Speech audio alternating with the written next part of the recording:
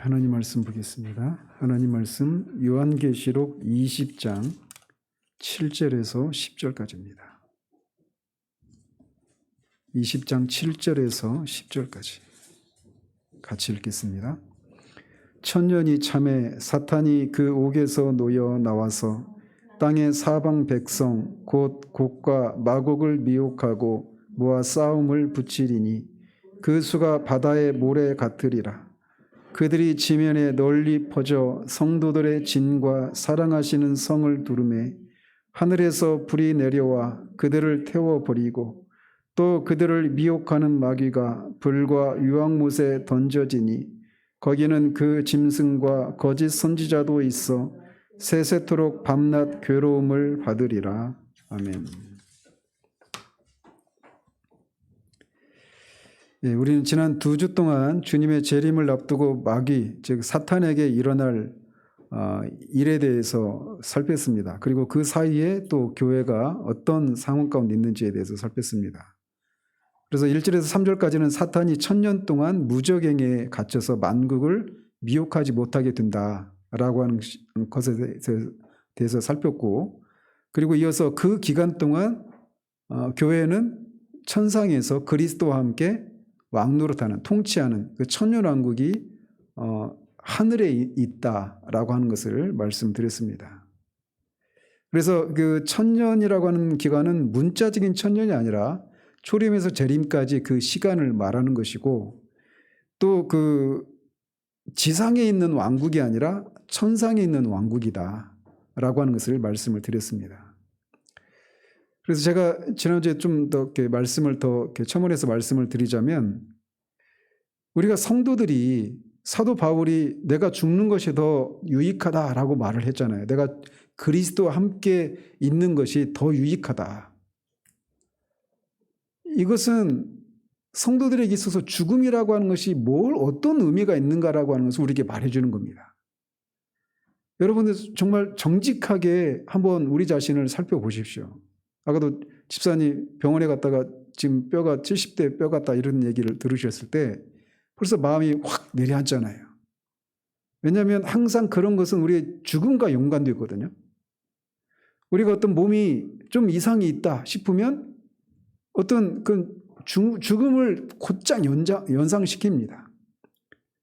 그럴 때마다, 죽음을 연상시킬 때마다 우리의 삶이 기쁨이 먼저인지 아니면 두려움과 그 걱정이 먼저인지 정직하게 우리 자신을 돌아보면 후자인 경우들이 많아요. 그렇잖아요? 그런데 성도들에게 있어서 우리가 이 말씀을 우리가 믿는다라면, 우리가 죽으면 그걸로 끝나는 것이 아니라 주님과 함께 왕노릇하게 된다라고 하는 것을 우리가 안다라면 우리가 죽음을 두려워할 이유가 없다라는 겁니다. 남겨진 가족들, 남겨진 교회, 남겨진 그런 사람들은 우리가 할 수 있는 영역이 아니에요. 우리가 할 수 있는 건 거기까지입니다. 다만 우리가 할 수 있는, 그리고 그렇기 때문에 남아있는 것들에 대해서는, 그때도 야곱을 말씀드리면서 그런 얘기 했잖아요. 창세기 강의하면서. 그런 면에서 이 죽음이, 정말 죽음은 우리가 그리스도와 함께 왕노릇하게 되는 그런 통로라고 하는 것을 우리가 기억할 때, 죽음에 대해서 우리가 정말 막 죽음 자체를 사모해서는 안 되겠지만 죽음을 통과해서 우리가 누리게 될 그 영광을 생각할 때 죽음에 대해서 우리가 두려워할 필요가 없다라고 하는 것을 기억해야 돼요. 그날 그 주님과 함께 십자가의 한편에 달렸던 강도마저도 주님을 믿는 그 믿음으로 그날 주님과 함께 주님의 나라인 낙원에 들어가잖아요. 강도는 뭐 하고 있을까요? 강도도 왕노릇하고 있습니다. 지금 예수 그리스도를 믿은 모든 신자들은 그 순간 다 죽는 순간 다 주님과 함께 왕노릇하게 되는 그런 것이라는 거예요. 그래서 이런 말씀을 들으면서 그냥 이게 이렇게 해석하는 게 맞구나 라고 하면서 그쳐서는 안 되고 그런 데까지 적용이 나가야 되는 거예요. 실제로 요한계시록을 기록한 목적이 그거잖아요. 이것을 읽고 듣고 여기에 기록된 대로 사는 자들, 지키는 자들이 복이 있다라고 말씀하잖아요. 이 요한계시를 받았던 1차 독자들은 지금 순교를 당하는 사람이 교회 안에서 생겨난 거예요. 얼마나 그 사람들 입장에서는 무서운 일일까요? 한번 상상을 해보세요. 만약에 우리나라에 그런 그 기독교를 탄압하는 그런 정권이 들어서 가지고 오늘 갑자기 교회 문을 닫고 교회는 그것을 탄압을 시작해 가지고 제가 잡혀가든지 뭐 권사님이 잡혀가든지 그렇게 해서 누가 순교를 했다고 생각해 보십시오. 남아있는 성도들이 얼마나 위축될까요? 모이는 것 자체를 두려워하지 않겠어요? 그리고 이렇게 믿음이 좋은 사람이 그렇게 그냥 순식간에 죽어버린다라면 얼마나 의기소침하고 막 낙심하게 되겠습니까? 그리고 이제 더 이상 하나님을 섬겨서는 안 되고 교회가 나라가 정한 그런 방식대로 종교생활을 해야 된다. 이렇게 강요받을 때 그렇게 하지 않으면 경제활동을 못하게 되고 취직도 못하고 먹고 사는 문제가 다 차단되어 버린 그런 상황 가운데 있게 되면 얼마나 많은 사람들이 타협을 하겠어요. 당장 먹고 살아야 되는데. 지금 이 편지를 받고 있는 사람, 이 요한계시를 받고 있는 1차 독자가 바로 그런 상황이었단 말이에요. 그런 사람들에게 제가 후천연설, 전천연설, 문천연설 이런 얘기를 했지만 그들이 그런 해석을 통해서 궁극적으로 그들의 그 상황에 실제로 적용해야 될 것은 바로 그런 것이라는 거예요. 죽으면 끝이 아니고 패배자처럼 보였지만 사실은 그것이 주님과 함께 왕노릇하는 그런 것이구나라고 하는 것을 생각할 때 끝까지 죽으면 죽으리라라고 하는 이런 마음이 생기지 않겠어요? 그거를 우리가 생각해야 된다는 겁니다. 그래서 21세기 대한민국에서 아직은 그런 상황은 아니지만 그런 어떤 일사각오의 그런 정신으로 우리가 살아야 되는 거예요. 죽기를 무서워하지 않는다라면 우리가 뭘 무서워할 수 있겠습니까? 사람들이 나를 이상한 사람 취급하는 거 이거 죽음하고 비교할 수가 없잖아요. 다른 사람들이 우리를 이상한 사람 취급하고 내가 승진의 기회가 없어지고 사람들과의 관계가 끊어지고 경제적인 어려움이 있고 승진의 기회가 사라지고 이런 것들이 죽음과 비교할 수 있는 것들이 아니잖아요. 죽음을 두려워하지 않는 그런 그리스도인들. 범브란트인가요? 범브란트라고 하는 루마니아죠. 루마니아에서 살았던 그 사람들이 차우세스크 독재 치하에서 신앙생활을 했던 사람들의 얘기거든요. 책 제목이 죽음을 두려워하지 않는 사람들이에요. 죽음이 우리를 그리스도와 함께 왕노릇하게 하는 통로라고 하는 것을 현재적으로 우리가 믿을 때 그런 것들이 가능한 거예요. 요한계시록을 통해서 우리가 어떤 해석이 옳은 해석인가 여기에 그냥 있으면서 내 해석만 옳고 네 해석은 틀렸고 하면서 더 우월한 해석법을 가지고 있는 것을 인해서 그냥 자랑스럽게 생각하고 뿌듯해하고 이런 것에 그치서는 안 된다는 것입니다. 그래서 오늘은 이제 이어서 오늘 본문은 방금 읽은 것처럼 이렇게 1000년 동안 사탄이 무적행에 갇혀있는 동안에 또 같은 기간 동안 교회는 그리스도와 함께 왕노릇하고 있어요. 그것이 끝났을 때 1000년이 지났을 때 일어날 일을 묘사하고 있는 겁니다. 그 1000년이 찼을 때 사탄이 그 옥에서 즉 무적행에서 놓여 나온다라고 말하고 있습니다. 이것은 앞에 이 3절을 받아서 그렇게 기록하고 있는 거죠. 3절에서 무적행에 던져 넣어져서 잠그고 임봉한 채 1000년 동안 그렇게 감옥 안에 갇혀 있으면서 만국을 더 이상 미혹하지 못한다. 그런데 그 후에 반드시 잠깐 노일이라 이렇게 3절에서 말했잖아요. 그 일이 일어난다라는 겁니다. 7절 이하에서는 그때 일어날 일들을 말해주고 있는 거예요. 따라서 이 사탄이 그때 잠시 풀려나는데 그 1000년이 끝날 때는 어떤 시대입니까? 어떤 때입니까? 1000년 동안 감옥에 갇혀 있었던 1000년이 끝나는 시기인데 그때 잠깐 풀려난다고 그랬잖아요. 그때 잠깐 풀려날 때가 언제냐고요. 1000년 왕국이 끝날 때고 또 무적행에서 천년의 수감 생활이 끝나는 때이기도 하고 또 동시에 교회 입장에서 보면 천년 왕국이 끝나는 때죠. 그때 그렇죠. 예수님이 재림하실 때예요. 예수님이 재림하실 때 그때 잠깐 사탄이 감옥에서 무적행에서 풀려난다라는 겁니다.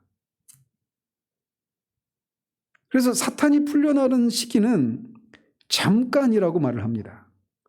여기에 성도들의 위로가 있는 거예요. 사탄이 풀려나가지고 뭐 언제까지 그 통제를 하지 아무도 통제 못한 채 그냥 마구잡이로 활동하는 것이 아니라 잠깐 동안 풀려난다는 거예요. 여기서 잠깐 동안 사탄이 나온다라고 말하지 않고 놓여진다, 풀려진다 이렇게 수동적인 의미로 말하고 있는 겁니다. 그러면 누군가가 사탄을 풀어주는 거죠. 누가 풀어줍니까? 직접적으로는 1절에 보면 천사가 무적행의 열쇠를 열고 사탄을 던져 놓죠. 그리고 잠그고 임봉하죠. 근데 그 천사는 누구로부터 보냄을 받은 천사예요? 하나님으로부터 보냄을 받은 천사이기 때문에 사탄이 그 무적행에서 풀려나는 것은 천사를 통해서 하는 것이지만 결국 그를 보내신 분이 하나님이시기 때문에 하나님이 사탄을 풀어놓으신다. 이렇게 볼 수가 있는 거죠. 그래서 이 사탄이 하나님의 통제 아래 있다라고 하는 것을 말해주고 있는 거예요. 자, 그래서 사탄이 이렇게 그렇게 잠깐 풀려지는데 그리고 나서 이제 어떤 일이 일어난다고 말을 하고 있느냐면 그가 만국을 미혹하죠. 여기서는 땅 사방을 미혹한다라고 말하고 있어요. 땅 사방 곧 곡과 마곡을 이렇게 말하고 있죠. 자, 그런데 우리가 먼저 그 내용들을 살피기 전에 앞에서 계속해서 17장에서부터 지금 계속 이 역사의 종말에 있을 일들을 묘사하고 있잖아요. 가장 먼저 뭐가 심판을 받는다고 얘기하고 있죠? 17장에서는 음녀 큰 성 바벨론이 심판을 받죠. 그 다음에 두 짐승이죠. 그러니까 바다에서 올라온 짐승과 거짓 선지자. 이게 심판을 받죠. 그 다음에 사탄과 즉 사탄의 이 심판에 대해서 다루고 있단 말이에요. 근데 우리가 이것을 다룰 때 이게 시간적인 순서가 아니라고 하는 사실을 잊지 말아야 된다라고 말씀드렸었어요. 이거는 동시에 일어나는 일인데 그 악의 실체들을 따로따로 다루면서 그 모든 실체들이 다 심판을 받을 것이다. 결국 이 존재들이 다 심판을 받을 것이지만 이게 동시다발적으로 일어나는 일이지 순차적으로 일어나는 일이 아닌 거예요. 그래서 16장의 아마겟돈 전쟁을 통해서 악의 또 한 실체가 심판을 받고 그 다음에 19장에 있는 또 다른 전쟁을 통해서 또 다른 악의 실체가 심판을 받고 또 여기서 이 20장에 있는 이 전쟁을 통해서 또 국가 마국과의 전쟁을 통해 사탄이 심판을 받고 이런 식으로 여러 번의 전쟁이 있는 것이 아니라고 하는 사실. 하나의 전쟁만 있는 거예요. 예수님의 재림을 앞두고 하나의 전쟁만 있는데 이거를 16장에서는 아마겟돈 전쟁 이렇게 말을 하고 20장에서는 곡과 마곡의 전쟁 이렇게 말을 하고 19장에서는 이제 그 악의 그 연합군이 그리스도와 그의 군대와 맞서 전쟁을 벌이는 이런 식으로 각각 다르게 묘사하고 있다는 것이죠. 그러나 하나의 전쟁이에요. 하나의 전쟁. 이 사실을 우리가 염두에 두고 있어야 됩니다. 자, 그러면서 이렇게 사탄이 주님의 재림을 앞두고 잠깐 무적행에서 풀려나서 하는 일을 8절에서 말을 하고 있는데 땅의 사방 백성 곧 곡과 마곡을 미혹하고 모아 싸움을 붙이리니 그 수가 바다의 모래 같으리라 이렇게 말을 하고 있습니다.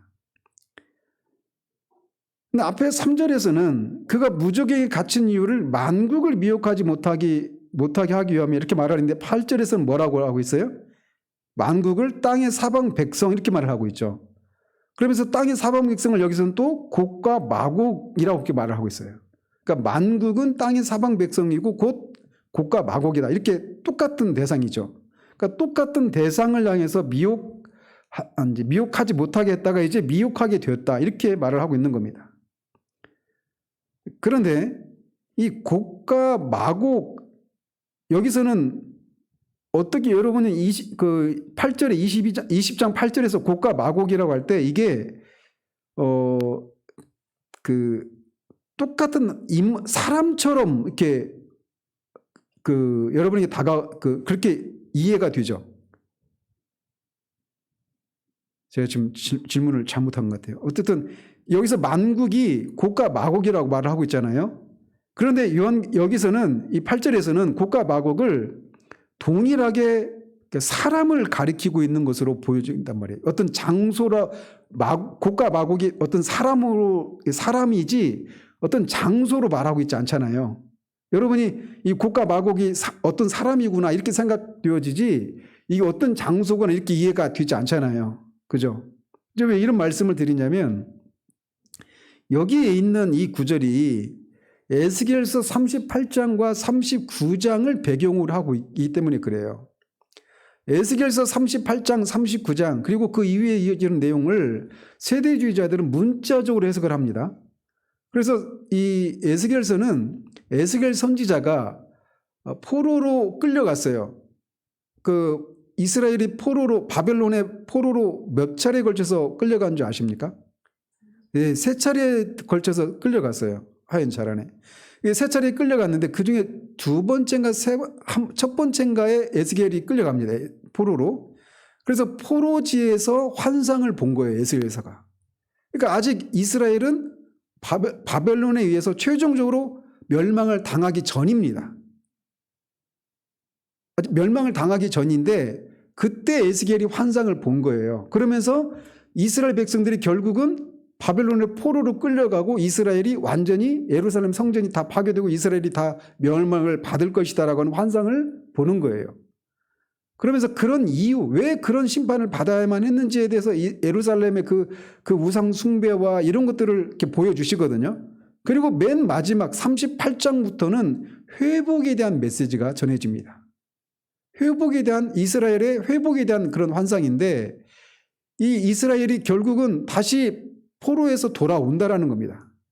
포로에서 돌아오는데 38장에 보면 그렇게 포로에서 돌아온 이스라엘을 이 공격하는 그런 대적들의 연합군이 있을 것이다. 이렇게 얘기를 한단 말이에요. 그래서 38장 2절에 보면 이렇게 말을 하고 있어요. 인자야 너는 마곡 땅에 있는 로스와 메섹과 두발 왕 곧 고개계로 얼굴을 향하고 그에게 예언하라. 이렇게 말을 합니다. 그러니까 여기서 이 38장 2절에 보면 마곡은 사람 이름입니까? 아니면 이 땅의 이름입니까? 땅이죠. 마곡 땅에 있는 고개계 예언하라 이렇게 말하고 있어서 곡은 이 왕이고 마곡 땅을 차지하고 있는 왕이고 마곡은 땅의 이름이란 말이에요. 근데 이것을 배경으로 하고 있는데 요한계시록에서는 곡과 마곡 이렇게 말을 해서 다 사람 이름처럼 언급하고 있잖아요. 그래서 제가 말씀을 드린 겁니다. 앞에 부분을.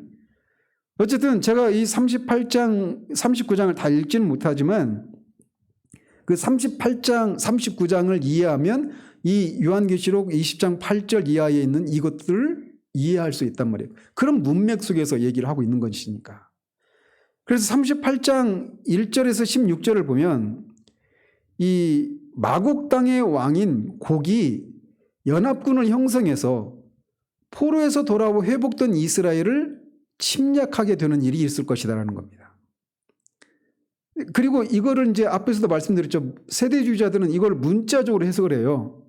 그래서 이 곡이 누구인지 온통 거기에 관심이 있겠죠. 그래서 그들의 관심은 어디에 있겠어요? 다 이스라엘이라고 하는 나라에 관심이 있겠죠. 이스라엘 나라를 둘러싸고 사우디가 어떻고 이란이 어떻고 막 그 중동 정세에 대해서 민감한 거예요. 그러니까 트럼프 때도 그래서 이런 것들이 막 여기서 말한 일들이 곧 일어나겠구나 이런 얘기들이 유튜브에 온통 돌아다녔습니다. 근데 트럼프가 또 24년에 재선에 출마 선언을 했잖아요. 아마 또 그것과 맞물려 가지고 또 엄청 이런 얘기들이 나올 거예요. 어쨌든 그들은 문자적으로 해석하는데 문자적으로 해석할 수가 없다라고 한 얘기를 이미 앞에서 제가 말씀을 드렸습니다. 한 1년 전쯤에 말씀을 드려서 기억이 가물가물하시겠지만 말이죠. 어쨌든 그 해석은 우리가 받을 수가 없어요. 그래서 38장 1절에서 16절까지는 이렇게 회복된 이스라엘을 곡이라고 하는 사람이 주변에 있는 그런 연합군을 형성해 가지고 이스라엘을 침범하러 올 것이다, 이런 내용이 있습니다. 그리고 이어지는 17절에서 23절까지에서는 하나님께서 이스라엘을 위해서 이 곡 연합군을 지진과 폭우, 우박, 불과 유황등으로 그들을 심판하신다라고 하는 내용이 기록되어 있어요. 그리고 이 동맹군이 얼마나 많았는지 이 승리를 했잖아요. 하나님께서 그렇게 불과 지진과 폭우, 우박 이런 것을 통해서 연합군들을 다 죽였단 말이에요. 이스라엘 대적 그 연합군들을. 그런데 39장 1절에서 16절까지 보면 이스라엘이 곡의 동맹군들의 무기를 7년 동안 불태운다라는 거예요. 그러니까 7년 동안 불태울 정도로 그렇게 많은 연합군이 온다라는 겁니다. 그러니까 이것은 여기서 20장 8절에 보면 어떻게 표현되어 있어요? 그 대적하는 사람들의 숫자가 얼마나 많다고 그랬어요? 어떻게 표현되어 있어요? 바다의 모래같이 많다. 이제 에스겔서 39장에서 그렇게 그 마국 연합군들의 그 무기를 태우는 데만 7년이 걸렸고 시체를 매장하는데 6개월이 걸립니다. 근데 그렇게 해도 다 못하니까 나중에는 새 짐승과 새 고기로 줘요. 새 모기로 줄 정도로 그렇게 어마어마한 그 연합군들이 쳐들어오는데 그걸 하나님이 불을 내리셔서 심판하신다. 이런 내용이 38장, 39장에 기록되어 있어요. 근데 세대주자는 그걸 문자적으로 해석한다고요. 그리고 그러면서 39장에서 그렇게 끝나고 나면 몇 장으로 이어지죠? 네. 너무 뻔한 질문에도 대답을 못하시네. 40장으로 이어지잖아요. 40장부터는 회복된 예루살렘의 모습에 대해서 언급하고 있어요. 근데 이거를 세대주의자들은 문자적으로 해석을 하는데 이 부분을 지금 요한이 이 에스겔이 환상을 통해서 보여준 이 부분을 여기 요한계시록에서 요한이 그거를 이 자신의 문맥 속에서 이 환상을 해석하고 있다는 겁니다. 그래서 이 문맥에 따르면 요한에 따르면 곡과 마곡은 종말에, 그러니까 예수님의 재림을 앞두고 그 교회를 공격하는, 핍박하는, 대적하는 그런 사탄의 수하에 있는 사탄의 세력을 이 에스겔서의 그 환상에서 언급된 그 이름을 차용해서 곡과 마곡이라고 말하고 있을 뿐이에요. 그러니까 문자적으로 곡과 마곡이라고 하는 나라가 침범을 한다는 얘기가 아니라 에스겔서에서 곡과 마곡이 예루살렘, 이스라엘을 대적하는 그런 하나님의 백성을 대적하는 원수들이잖아요.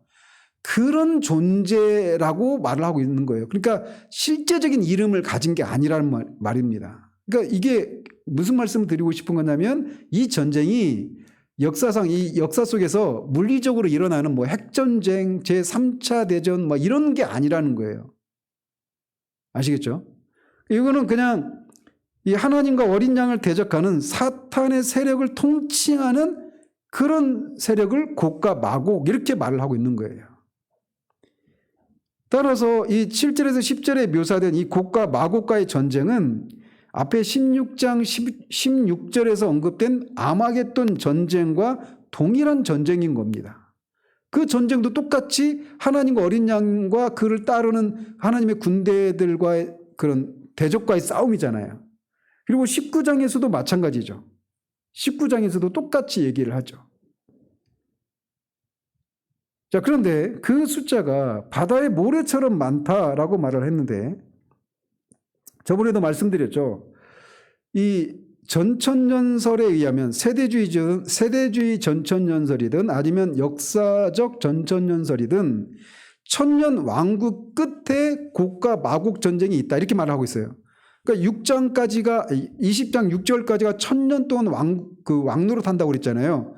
그 천년 왕국이 지상에 그 건설된다 이런 입장이라고 그랬잖아요. 전천년설은. 그죠?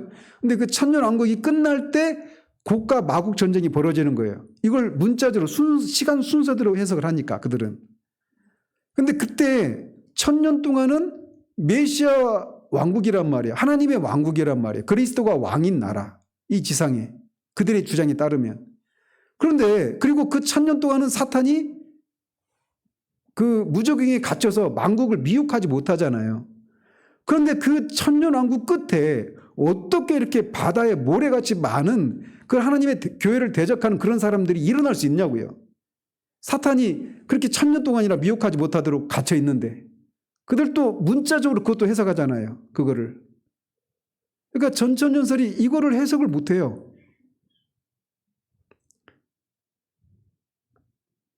따라서 그 무적행에 갇혀서 만국을 미혹하지 못한다. 이 3절에 대한 해석도 그래서 무천전설의 입장에 따라서 사탄이 어떻게 한다고요? 만국을 미혹하는 사탄의 기세가 어떻게 해석해야 된다? 한풀 꺾였다. 이런 의미로 우리가 받아들여야 된다는 겁니다. 미혹하긴 하지만 그리스도의 그 지상사역을 통해서 이루신 그 사탄의 권세를 물리치시는 이 2차 대전의 D-Day에 해당되는 그 승리를 거뒀기 때문에 아직 빅토리데이, V-Day는 아직 오지 않았지만 그 사이에는 분명히 여전히 전쟁을 하고 있잖아요. 연합군과 그 독일 군대 사이에. 그렇지만 결정적인 패배가 노르망디 그 상륙작전 D-Day 그때 그 승리로 한풀 꺾였단 말이에요. 연합군의 기세가. 그래서 독일군의 기세가 독일이 계속 전쟁을 포기하는 게 아니잖아요. 여전히 하고 있잖아요. 그런데 예전만치는 못한 겁니다. 그런 것처럼 예수님의 지상사역을 통해서 사탄의 권세가 무력화된 거예요. 한풀 꺾인 겁니다. 그러나 최종적인 승리는 아직 안 이루어졌어요. 그래서 그 지상사역이 있기 전같이 사탄이 만국을 미혹하는 그런 상태는 아닌 거예요. 그렇다고 해서 사탄이 미혹을 못하냐? 활동을 안 하느냐? 그건 아니라고 말씀드렸다는 말이죠. 그걸 말하고 있는 겁니다. 그래서 이렇게 사탄이 그렇게 한풀 꺾여서 만국을 미혹하는 일들이 현저하게 줄어들었음에도 불구하고 이제 마지막 주님의 재림을 앞둔 그 종말론적인 전쟁이 있기 전에는 사탄이 풀려나서 만국을 이렇게 미혹해서 교회를 대적하는 사람들이 그렇게 바다의 모래같이 많게 될 것이다라고 말을 하고 있는 겁니다. 자, 그러면서 사탄이 이렇게 잠깐 동안 무정행에서 풀려나는 목적이 만국을 미혹하기 위해서라고 했잖아요. 만국을 미혹해서 뭘 하자고요? 그들을 모아서 싸움을 붙이기 위해서죠. 누구와 싸웁니까? 성도들의 진과 사랑하시는 전을 두름에, 즉 성도들의 진과 사랑하시는 성을 공격하기 위해서, 그들과 싸우기 위해서 만국을 미혹하는 겁니다. 그죠? 자, 그래서 이렇게 곡과 마곡이 싸우는 대상을 성도들의 진, 사랑하는 성 이렇게 묘사하고 있는데 이 존재가 누구다? 교회라는 겁니다. 여기서 교회를 성도들의 진 이렇게 묘사하고 있는 것은 출애굽한 이스라엘 백성이 가나안 땅을 향해 갈 때 그 광야를 진군에 나간 그 대형을 연상시킵니다.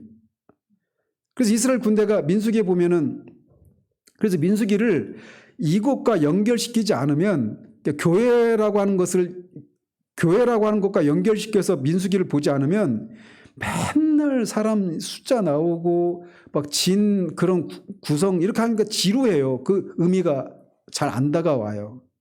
그런데 그 성도들의 진이 어떤 모양으로 형성됐냐면 그 진의 중앙에는 뭐가 있었습니까? 성막이 있었죠. 성막이 있고 그 성막을 중심으로 동서남북 12지파가 각 3지파씩 동서남북으로 배치되어서 그렇게 진군에 나간 겁니다. 그러니까 이렇게 마른 목골, 이렇게 다이아몬드형으로 돼서 이렇게 진군에 나간 거예요. 그렇게 보면 이제 민수기가 좀 새롭게 다가오죠.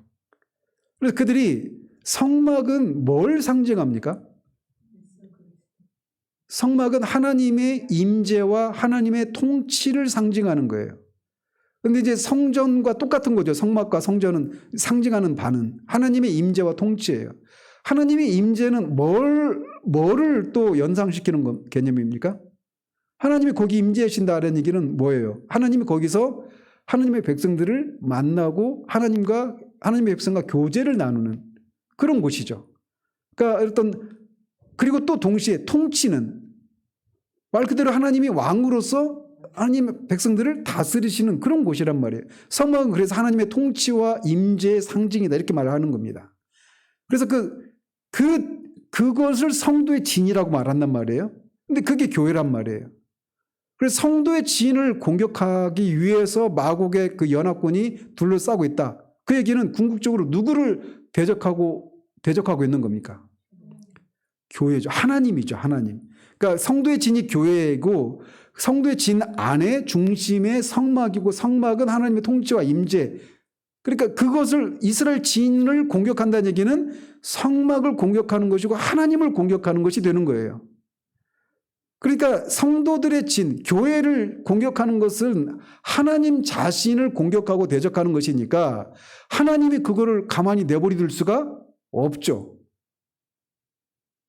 그래서 이 성도의 진은 이스라엘 백성이 광야에서 가나안 땅을 향해 가는 동안의 모습을 연상시키는 표현이에요. 그 얘기는 뭡니까? 가나안 땅은 또 구속사에서 가나안 땅은 뭘 상징합니까?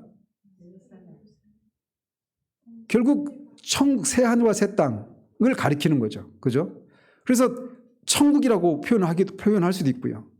그래서 천국을 향해 가는 거예요. 그러니까 성도의 진은 이 교회의 입장에서 교회를 가지고 보자면 뭘 연상을 시키는 겁니까? 새 하늘과 새 땅을 향해 순례길을 떠나는 그러면서 그 원수들과 싸우는 전투하는 교회를 연상시키는 거예요. 개념이란 말이에요. 그리고 또 여기서 사랑하는 성 이거는 어디를 가리켜요? 사랑하는 성은 구약의 개념을 가지고 보면 사랑하는 성은 어디입니까? 예루살렘이죠. 예루살렘에는 또 성전이 있잖아요. 성전에 또 하나님의 임재와 통치가 성전에 실은 뒤에 나타났죠. 자, 그래서 하나님의 사랑하는 성은 가나안 땅에 예루살렘을 가리키는 거예요. 근데 가나안 땅은 아까도 말씀드린 것처럼 하늘과 새 땅을 상징하는 그런 영적인 의미가 있다고 그랬잖아요. 그래서 교회의 양면성을 이렇게 표현하고 있는 겁니다. 교회가 지상에서는 전투하는 교회요. 천상에서는 승리해서 하늘과 새 땅에서 궁극적으로는 안식을 누리게 되잖아요. 교회가. 그렇죠? 그런 것을 연상하는 거예요. 그래서 그런 이 성도의 진과 사랑하는 성은 결국 교회인데 교회의 양면성을 이렇게 표현하고 있다는 것입니다. 전투하는 교회로서의 성도의 전. 그 새하늘과 새 땅에서 안식하게 될 그런 교회로서의 사랑하는 성 이렇게 부르고 있다는 거예요. 그런데 이 성도의 진이나 사랑하는 성의 핵심은 뭐예요? 거기에 뭐가 있다? 하나님의 임재와 통치의 상징인 성전이 있다는 겁니다. 그러니까 결국 교회를 공격한 성도의 진을 공격하고 사랑하는 성을 공격한다는 얘기는 하나님을 공격하고 대적하는 그런 의미가 있다는 거예요. 그래서 이렇게 성도들의 진과 사랑하시는 성을 공격한다라고 하는 것은 궁극적으로 하나님을 대적하는 것을 의미한단 말입니다. 그래서 이것은 결국 앞에 19장 19절에 또 내가 봄에 그 짐승과 땅의 임금들과 그들의 군대들이 모여 그 말탄 자와 그의 군대와 더불어 전쟁을 일으킨다라고 하는 이 표현과 일맥상통하는 거죠. 그래서 결국 이런 내용을 통해서 19장 19절에서 언급한 전쟁과 20장 8절에 있는 곡과 마곡과의 전쟁 이것이 같은 전쟁이라는 것입니다. 다른 전쟁이 아니라. 그러니까 천년왕국 세대주의자들이 말하고 있는 것처럼 이 곡과 마곡 전쟁은 재림하신 후에 천년왕국이 끝난 다음에 새하늘과 새 땅으로 들어가기 전에 바로 직전에 일어나는 전쟁이고 아마겟돈 전쟁은 재림하시기 전에 일어나는 전쟁이고 이런 게 아니라는 거예요.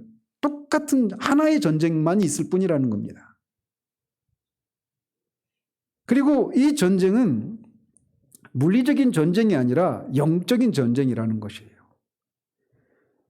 왜냐하면 그리스도와 교회 공동체 전쟁의 대상이 바로 사탄과 그의 세력들이기 때문에 그렇습니다. 그래서 세대주의자들이 말하는 것처럼 이거를 물리적인 전쟁으로 이해를 해서 이 어떤 뭐 나라가 어떤 구체적인 나라들과의 전쟁으로 그렇게 몰고 가는 일이 없어야 되는 거예요. 여러분들은 관심 없으시겠지만 유튜브에 들어가 보면 러시아 우크라이나 전쟁을 기화로 해가지고 또 이런 얘기들이 유튜브에 지금 엄청 넘쳐나고 있습니다. 자, 어쨌든 한편 이렇게 성도들의 진과 사랑하시는 성이 모두 교회를 가리키는데, 성도들의 진은 광야 생활을 배경으로 하고 사랑하시는 성은 가나안 땅에서의 정착 생활을 배경으로 하고 있단 말입니다. 그래서 이스라엘 백성이 광야를 통과해서 가나안 땅에 정착한 것은 그들이 하나님의 백성으로서 하나님의 통치 현실을 드러내는 하나님의 나라가 되기 위한 거잖아요. 그런데 하나님의 통치 현실이 성전으로 상징되어 나타나는 것입니다. 따라서 성도들의 진과 사랑하시는 성은 말씀드린 것처럼 교회의 양면성을 보여주는 은유적인 표현인 것입니다. 즉 성도들의 진이 가나안이 상징하는 새하늘과 새 땅을 향해 순례하며 전투하는 교회의 모습을 상징하고, 또 사랑하시는 성인 예루살렘은 광야 생활을 마치고 가나안에 정착한 후의 것이기에 이것은 지상에서 전투하며 새하늘과 새 땅을 향해 순례하던 교회가 이제 새하늘과 새 땅에 정착해서 하나님의 임재 가운데 안식을 누리는 그런 모습을 상징한단 말이죠. 그래서 21장에서 보면 이제 다음 주부터 보게 될 21장에서는 새하늘과 새 땅에서의 교회의 모습을 뭐라고 부릅니까? 사랑하시는 성과 같은 표현으로 새 예루살렘 이렇게 부르는 거예요. 바로 사탄이 주님의 재림을 앞두고 미혹된 자들을 모아서 교회를 총공격하는 것을 이렇게 묘사하고 있는 겁니다. 자, 그렇다면 이 사탄의 공격은 성공하겠습니까? 그렇지가 않아요. 왜 그래요? 이 공격의 본질이 뭐기 때문에? 누구를 대적하는 거다? 하나님을 대적하는 건데 사탄이 하나님을 이길 수가 없죠. 그래서 9절 하반절에서는 하늘에서 불이 내려와 그들을 태워버린다라고 말하고 있습니다. 너무 간단하죠?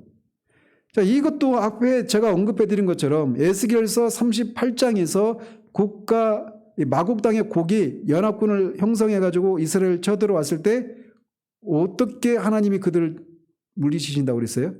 하늘에서 지진과 이 불과 우박과 이런 것들을 동원해가지고 그들을 다 죽인다고 했는데 그것과 일맥상통하는 겁니다. 여기서는 그냥 불만 언급하고 있는 것인데 핵심은 하나님의 심판을 받아서 이들이 다 멸망을 당한다. 이런 얘기입니다. 자, 그래서 이것은 뭘 말해주느냐? 성도들의 진과 사랑하시는 성으로 상징되는 하나님의 교회는 어떤 사단의 권세에도 불구하고 견고하게 지켜진다라고 하는 것을 말해주고 있는 겁니다. 하나님의 교회가 이렇게 견고하게 사탄의 공격에도 불구하고 지켜줄 수 있는 것은 뭐 때문에 그래요? 교회의 내적인 그런 자원 때문에 그런 게 아니죠. 교회가 하나님의 보호하심 때문에 이게 교회가 보호를 받을 수 있는 거예요. 그래서 이스라엘을 향해서 하나님 그런 표현을 하잖아요. 이스라엘을 하나님의 뭐와 같이 지키신다?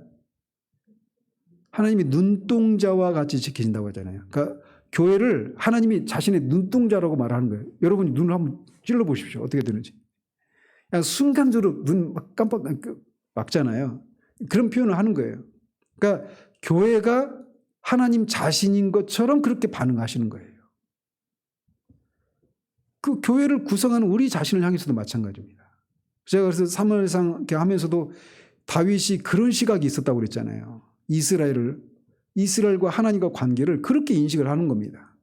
그리고 그런 인식은 우리 개인 그리스도인이 그리스도의 그 십자가의 보혈로 말미암아 맺은 그 새 언약에 의해서 하나님과 그리스도인 사이에도 그런 관계가 형성되었다라고 하는 인식을, 그런 믿음을 우리가 가지고 있어야 되는 거예요. 그러니까 나한테 일어나는 일들은 그냥 내 개인적인 일이 아닌 거예요. 하나님의 일인 겁니다. 그 믿음이 우리를 견고하게 하고 그러니까 하나님이 내가 당하는 것을 그냥 하나님이 보고만 있을 수가 없는 거예요. 그래서 그런 믿음이 우리에게 요구되는 거죠. 자, 그러면서 마지막으로 10절에 보면 만국을 미혹해서 하나님의 교회를 대적하도록 한 악의 실체인 사탄의 최후에 대해서 묘사합니다. 같이 한번 읽어보죠. 또 그들을 미혹하는 마귀가 불과 유황못에 던져지니 거기는 그 짐승과 거짓 선지자도 있어 세세토록 밤낮 괴로움을 받으리라. 자, 여기서 그 땅의 사방 나라들은 하늘의 불로 심판을 받죠. 그리고 사탄은 다르게 심판을 당하죠. 그 심판은 여기서는 이제 초점이 사탄에게 맞춰져 있기 때문에 이렇게 이 사탄을 따르는 그런 사방의 그런 민족들과 사탄을 이렇게 분리해서 이렇게 다루고 있는 겁니다. 자, 그러면서 사탄이 최종적으로 처해지는 것은 불과 유황못입니다. 다시 말해서 앞에 19장 20절에서 산채로 유황불 붙는 못에 던져진 짐승과 거짓 선지자와 같은 운명을 사탄이 당하게 된다는 것입니다. 근데 이게 앞에서도 말씀드린 것처럼 시간적으로 일어나는 일이 아니라, 시간 순서에 따라 일어나는 일이 아니라 같이 일어나는 겁니다. 그래서 짐승과 거짓 선지자, 세상 교회를 핍박하는 그 권력자인, 세상 권력자인 짐승과 이 종교, 거짓 종교들, 거짓 선지자는 거짓 종교를 대변하는 겁니다. 거짓 종교. 그러니까 뭐 이런 각종 이단들, 사이비들 이런 거 있죠. 이것도 교회를 위협하는 아주 그런 큰 악의 실체죠. 근데 그것도 다 심판을 당하는데 결국 사탄도 그들과 똑같은 운명을 맞이한다라는 거예요. 그래서 사탄도 세세토록 밤낮 괴로움을 받는다라고 말하는데 이거는 하나님의 보호하심을 받으면서 세세토록 밤낮 하나님을 찬양하는 교회와 정반대의 운명을 그가 맞이하게 된다라고 말을 하고 있는 겁니다. 자, 그러면서 이렇게 사탄이 유황불에 이렇게 던져지게 되는데 이 앞에서도 말씀드린 것처럼 짐승과 거짓 선지자와 사탄이 순서대로 심판을 당한다 이런 개념이 아니라는 것을 우리가 기억할 필요가 있어요. 그들은 동시에 하나님의 심판, 즉 어린 양의 공격을 통해서 멸망을 당하게 됩니다. 자, 그리고 여기서 그때 앞에 19장에서도 두 짐승과, 즉 짐승과 거짓 선지자에 미혹된 자들과 짐승과 거짓 선지자, 이 두 존재와 그들에게 미혹된, 그들을 따르는 땅의 임금들과 많은 사람들은 서로 분리를 했죠. 그리고 여기서도 마찬가지로 20장에서도 사탄과 국가 마곡으로 표현된 그 많은 존재들과 구분을 하고 있죠. 그렇죠? 무슨 말씀인지 아시겠어요? 구분해서 그들의 심판에 대해서 서로 이렇게 구분해서 다루고 있잖아요. 이것을 주목할 필요가 있는데 사탄은 유황불못에 직접 던져지지만 곡과 마곡은 하늘의 불에 의해서 소멸되고 난 이후에 사탄과는 다르게 별개의 최후의 심판을 받는다라는 겁니다. 그 심판이 뭐예요? 이게 바로 다음 주에 살펴보게 될 최후 심판이에요. 백보자 심판이라고 들어보셨죠? 이 백보자 심판이 최후 심판이에요. 그거를 통해서 받는 그 심판이 있다라는 겁니다. 따라서 이 20장을 마치면서 우리가 몇 가지 사실을 정리할 수 있는데 주님의 재림을 앞두고 역사의 마지막에 있을 이 종말론적인 전쟁이 있다라는 겁니다. 그 종말론적인 전쟁에 이 그리스도와 그와 함께한 그 주님의 군대의 반대 진영에 있는 존재들은 어떤 존재들이에요? 사탄, 짐승, 거짓 선지자, 그 다음에 땅의 임금들과 그들을 따르는 그런 모든 자들, 그들을 그 곡과 마곡이라고 표현하기도 하고 그 땅의 여러 그런 땅에 속한 자들 이렇게 표현하기도 하잖아요. 근데 어쨌든 그들과의 그런 전쟁이 있다라는 겁니다.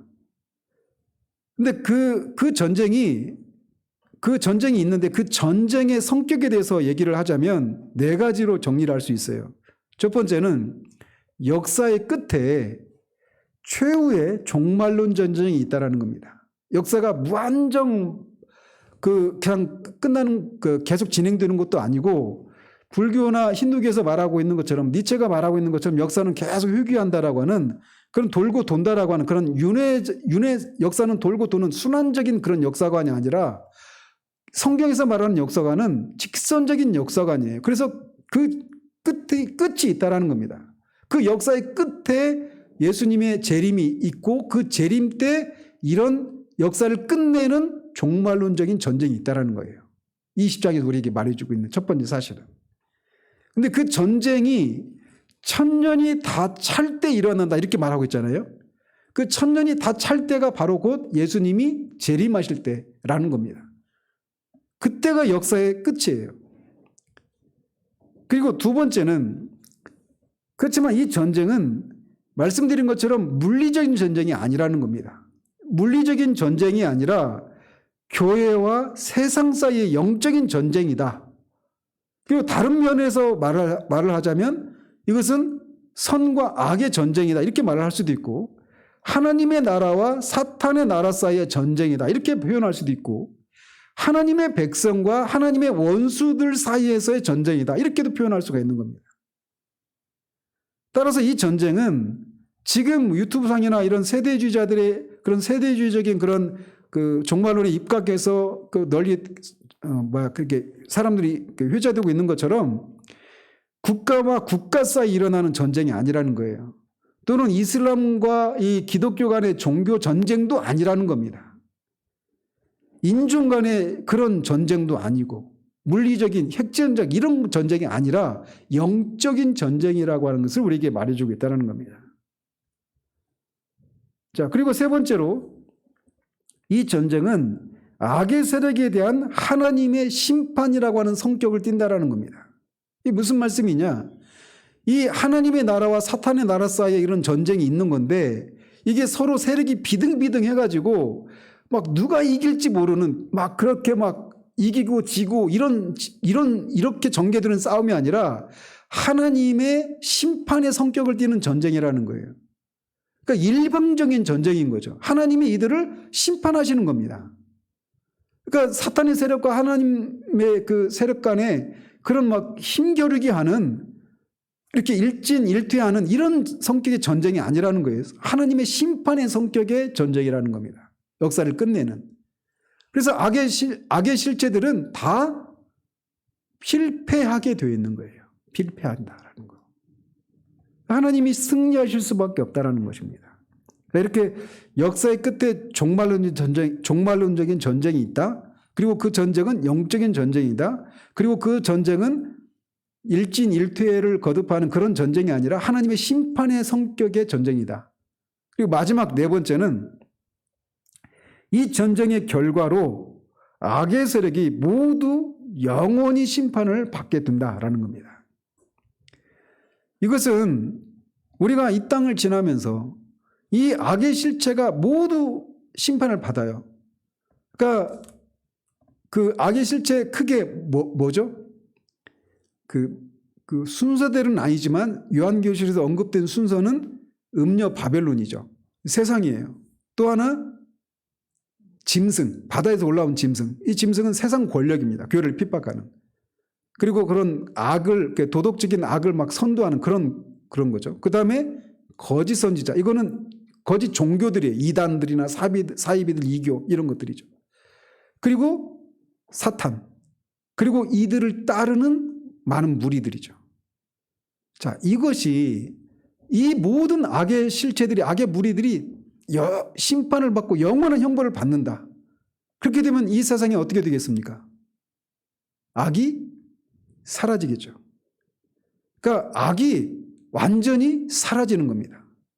창조된 이래로 창세기의 3장에서 뱀이, 사탄의 그런 사주를 받은 뱀이 최초의 인류를 유혹해서 그들을 속여서 죄를 짓게 한 이래로 이 세상에 죄가 홍수처럼 밀려와서 그 죄의 결과, 죄와 악이 홍수처럼 밀려와서 수많은 그런 악이 이 세상에 존재해 왔잖아요. 그래서 얼마나 많은 사람들이 억울한 죽음을 당하기도 하고 악인이 형통하는 모습을 보고 이런 것 때문에 지금도 그런 일이 벌어지고 있잖아요. 그래서 유검무죄, 무검유죄, 유검무죄, 무건유죄, 유전무죄, 무전유죄. 무슨 말씀인지 아시죠? 그런 시대란 말이에요. 그런 세상이란 말이에요. 우리나라뿐만 아니라 모든 세상이. 아까도 지성이랑 잠깐 얘기 나눴는데 저는 개인적으로 우리나라에서 썩지 않은 영역이 하나도 없다고 생각해요. 다 썩었다고 봅니다. 심지어 교회도. 이렇게 말하면 목사님들이 저를 막 삿대질하게 너는 얼마나 잘하냐고 말하겠지만 썩지 않은 영역이 없어요. 제가 볼 때. 숨을 쉴 수가 없습니다. 어떤 때는. 근데 그렇게 세상에 모든 곳에 악이 다 그렇게 서려 있어요. 그리고 악이 늘 이기는 것처럼 보입니다. 사람들이 사필귀정을 외치지만 역사의 대부분은 정의가 승리하기보다는 악이 더 승리하는 것처럼 보여요. 그런데 성경은 우리에게 말해줍니다. 이 모든 악의 실체가 최종적인 심판을 받아서 영원한 형벌을 받을 때가 온다라는 겁니다. 이것 때문에 우리가 살 수 있는 거예요. 이 최종적인 악의 심판에 대해서. 그래서 이 세상에 더 이상 악이 존재하지 않게 되는 날이 온다라는 것입니다. 그러니까 지금 이 편지를 받고 있는, 이 요한계시록을 읽고 있는, 듣고 있는 1차 독자들이 지금 자신의 눈앞에서 펼쳐지고 있는 이 악이 득세하고 있는 이 현실을 보면서 하나님이 언제까지 이것을 시편을 한번 읽어보십시오. 그러니까 불의가 그렇게 득세하고 있는 그런 현실을 인해서 의인들이 악인들에 의해서 핍박을 받고 있는 현실들을 보면서 시인들이 그렇게 하나님 앞에 탄원하잖아요. 언제까지 하나님이 이것들을 그냥 놔두시겠느냐고. 하나님의 공의의 심판을 내려주시기를. 그것에 대해서 하나님이 늘 대답하시죠. 하나님이 공의를 심판하신다라는 얘기를. 근데 그게 역사의 끝에 최종적으로 완전히 종식되는 날이 있게 된다는 거예요. 더 이상 악이 존재하지 않게 된다는 겁니다. 사탄이 선악을 알게 하는 나무의 열매를 따먹게 한 이후로 이 세상을 그렇게 미혹하고 속이고 그렇게 해서 결국 세상에 악이 그냥 범실되는 그런 세상이었는데 그 모든 악이 사라지게 되는 날이 온다라는 거예요. 그러니까 그런 의에 줄이고 목말라 하는 그런 마음을 가진 사람들에게 이 날은 얼마나 소망이 가득한 날이 되겠느냐라는 것이죠. 그런데 아직 한 가지 원수가 남았습니다. 그게 뭡니까? 이 세상에 사탄까지 불못에 들어갔어요. 그렇죠. 사망이죠. 사망, 죽음. 그래서 고린도전서 15장에서는 부활장에서 마지막 원수 사망이라고 말하잖아요. 죽음까지도 이제 불못에 던져지게 되면서 사망도 악의 모든 실체들도 다 사라지고 그 악으로 인해서 벌어지게 되는 그 모든 슬픔과 눈물과 애곡하는 거 이런 것이 다 사라지게 되는 거예요. 뿐만 아니라 마지막 원수인 사망까지도 사라지게 됩니다. 그리고 나서 이제 새하늘과 새 땅, 죽음도 없고 의와 거룩만 있는 악이 없는 그 세상이 도래하는 거예요. 근데 그 세상이 도래하기 전에 베드로후서 3장에서 말하고 있는 것처럼 대격변이 일어나죠. 그리고 역사적인 종말 이 전쟁이 일어나고 그 최후 심판을 통과한 후에 새하늘과 새 땅이 열리게 되는 겁니다.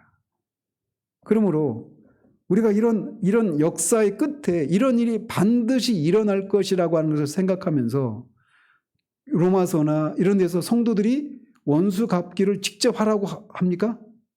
아니죠. 하나님의 손에, 공의의 손에 맡기라고 말씀하시는 거예요. 하나님의 공의의 심판이 반드시 임합니다. 지금 눈에 보이는 현실들은 악인들이 거짓으로 수사 조작하고 사건 조작하고 속이고 사기치고 협박하고 겁박하고 또는 회유하고 이런 방식으로 악이 횡행하고 있어요. 언제까지나 그들이 이길 것처럼 보이죠. 근데 이 끝에 이런 일이 있게 됩니다. 그렇기 때문에 우리가 이 땅을 이 땅에서 벌어지고 있는 그런 악의 현실들을 인해서 인내할 수 있는 거예요. 자, 그래서 이 마지막 원수인 사망, 그리고 이 새하늘과 새 땅이 펼쳐지기 전에 이제 최후의 심판을 통과하는 것이 있는데, 그 내용이 이제 다음 주에 살펴보게 될 11절에서 15절 사이에 있는 백보자 심판, 최후 심판이 이제 우리 앞에 있게 되는 겁니다. 기도하겠습니다. 하나님 아버지, 이렇게 해서 이 세상을 혼란스럽게 하고 이 세상의 역사가 시작된 이래로 계속해서 악이 범실되게 만들었던 악의 실체들이 모두 예수님의 재림 때 심판을 받아 영원한 불못에 던져져 형벌을 받게 된다라고 하는 내용까지 우리가 살펴보았습니다.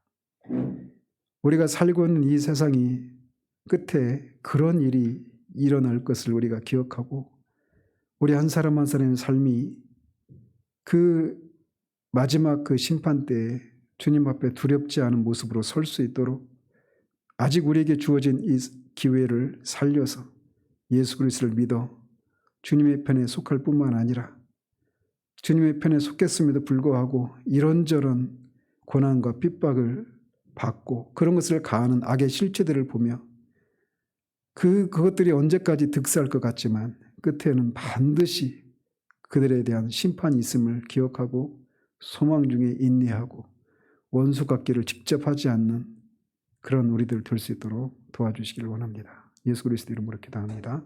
아멘.